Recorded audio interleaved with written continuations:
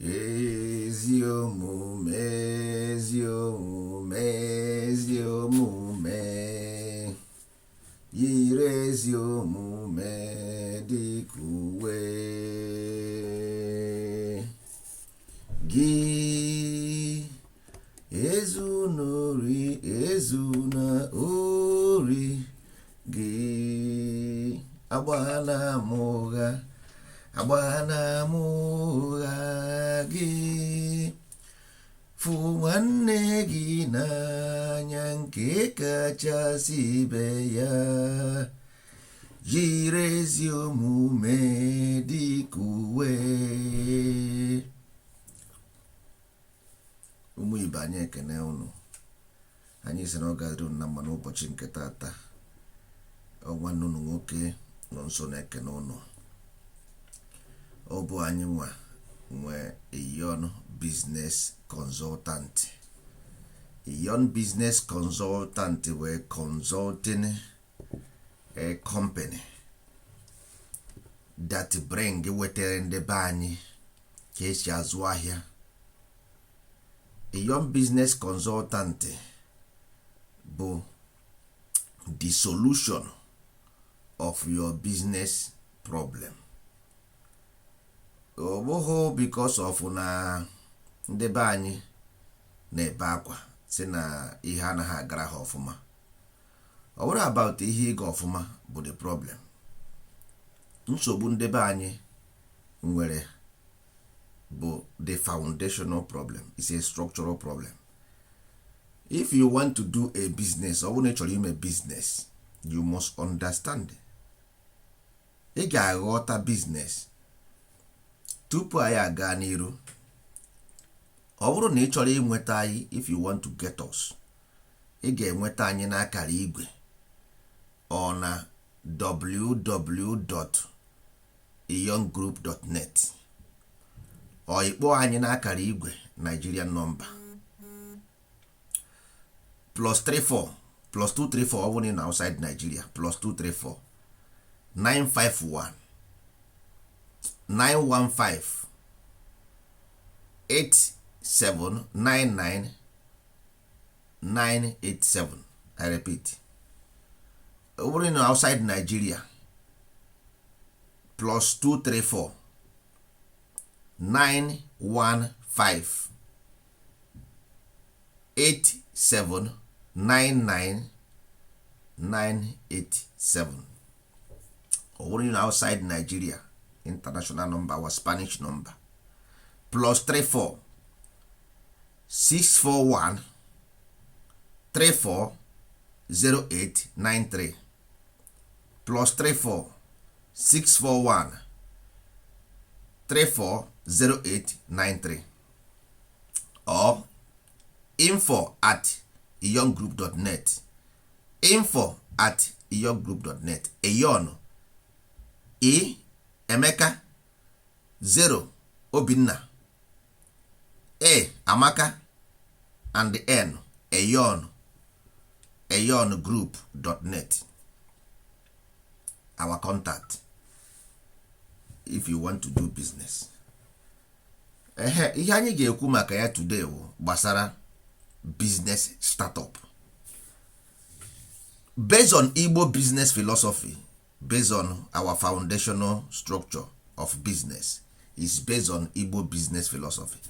Igbo business philosophy talk about business startup in a conceptual form, which is ị ga-eme aptitude, which is the strength, because ị na-eji ibu. You want to carry a load, you must know your strength ị ga-ebu. Then skill development, then the location, then your career, your brand and your trademark. These 5 things were the most important part of your business. If you fail to know your aptitude, with time that business will crumble, because ị mara ihe ị ga-ebu, ị gaghị ebunwu the weight, mmadụ agaghị ekobe akpa ebe aka ya na-agaghị eru. Number 2, your business location. What is the security risk of the business? What is the economic value of the consumers, what is the mental capacity, what is their way of behavior.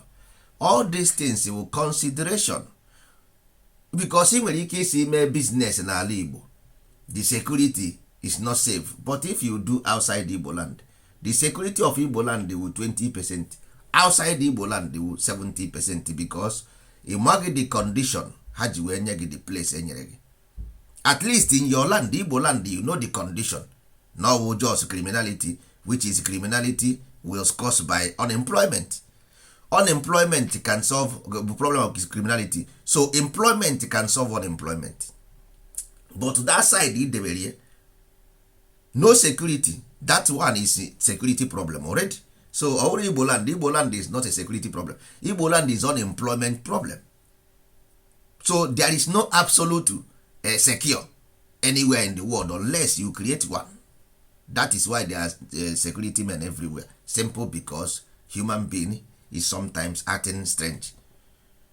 You got to go. So that is what we guarantee you, because a young business consultant nwere management, business management, anyị nwere financial management. So we will manage your business and the financial. Wherever you are in the world, you can invest through a young business consultant.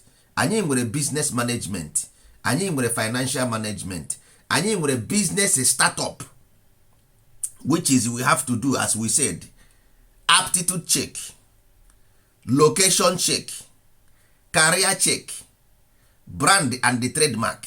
All these things will, because your brand bụ ihe iburu bi ụwa, ọ bụ ihe ga-arụpụta. What you will produce, we will guide you. Anyị ga-agwa gị ihe iburu bi ụwa, gwa gị ihe ị ga-eme ya ka o nwee ike ịga ahịa, gwa gị the symbol, which is your trademark, your symbol iburu bịa, because e nwere ihe iburu bịa nwee symbol. Ị nwere ugogbe, mgbe ị na-ene anya na mmiri ọhụhụ, okwe nwere ihe n'afọ, you see shadow. There as above so below. When the light shine, you see the shadow. When the sun shine, you see the shadow.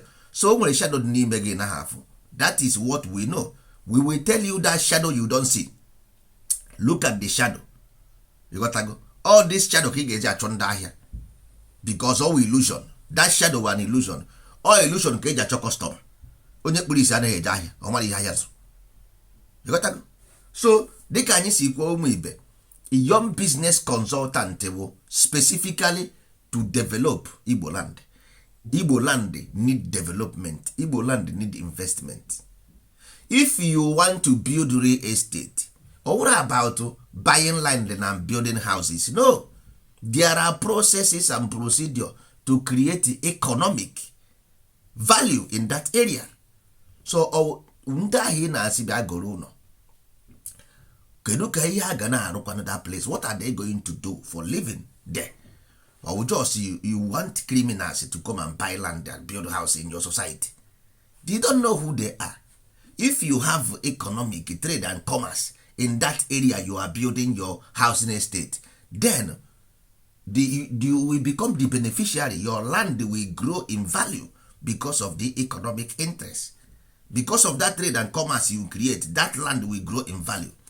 So if you want to build real estate, call a young business consultant. We will give you a strategic plan of trade and commerce. We will come there to bring our trade and commerce. Is collaboration. You don't just go and build house and say real estate. 100 million years, that land will not grow in value, because all we hear, something will make that land grow in value.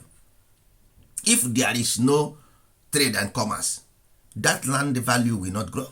It's as simple as that. Unless you have an illusion of growing, you gaghị eto. So dịka anyị si kwuo ụmụ ibe, a young business consultant na-ekwu specialize in small business consulting. Small business consulting, we want to develop our land based on trade and the commerce, not based on hallucination. No. Igbo land for the first time have plan, developmental plan. Ụmụ ibe asị m na ọ ga-adịrị na mma. Ọ nụrụ ka ọrụ ibe ya, ihe a bụ young business consultant, ya dịrị na mma ụmụ ibe.